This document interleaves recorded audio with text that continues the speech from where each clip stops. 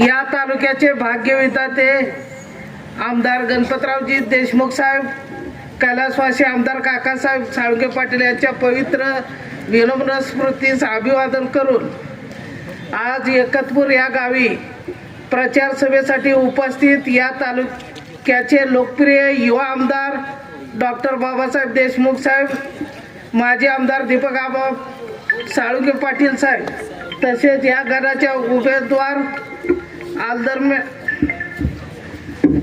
Madam तसेच Navale madam, सर्व उपस्थित मतदार बंधू आणि भगिनीनो, आज राज्यामध्ये रिपब्लिकन पक्ष भाजप शिवसेनेच्या युतीबरोबर असताना आज आम्ही सांगोला तालुक्यामध्ये क्रांतिकारी निर्णय घेऊन दोन्ही आमदाराच्या पाठीशी खंबीरपणे आम्ही उभा राहिलेलो आहे।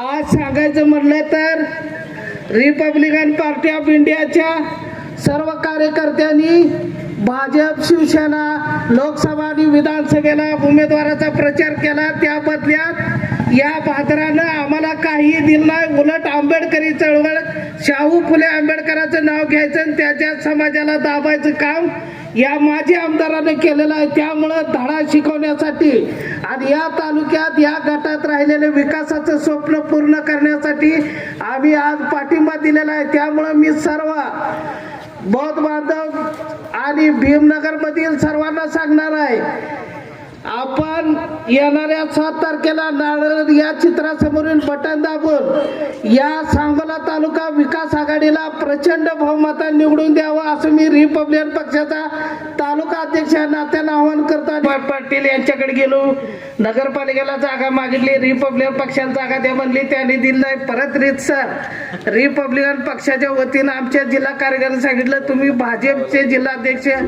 शहाजी बापू यांनी पत्र द्या। आम्ही पत्र दिलं, उमेदवारी मागितली आणि सांगितलं तुमच्याकडे पैसे आहेत का, तुम्ही 25 लाख रुपये घेऊन तुम्ही उमेदवारी मागाय कागद घेऊन या। आम्ही सांगितलं बापू आमच्याकडे जर 25 लाख असतं तर हा खड्डू सातपुते आमदारकीला उभा राहिला। त्यामुळं यांना विकासाचं काय देणं घेणं नाही, कार्यकर्त्याची घरं जाळण्याचा ह्यांनी या निवडणुकीत धंदा काढलाय। त्यामुळं अशा भूलथापाला बळी न पडता सांगोला विकास आघाडी आमदार साहेबांना आबा या तालुक्याच्या विकासासाठी अहोरात्र प्रयत्न त्यांची पूर्वजापासून या तालुक्याच्या विकासात योगदान आहे। त्यामुळं परत मी एकदा आपल्या सर्वांना आवाहन करतो की येणाऱ्या 7 तारखेला नारळ या चिन्हासमोरील बटन दाबून आपण या सर्व उमेदवाराला प्रचंड मतांनी निवडून द्यावं असं आवाहन करतो। आपण सांगोला पॉलिटिक्स हे यूट्यूब चॅनल जर पहिल्यांदा पाहत असाल तर नक्की सबस्क्राईब करा आणि तालुक्यातील प्रत्येक बातम्या, ताज्या घडामोडी काही क्षणात जाणून घ्या।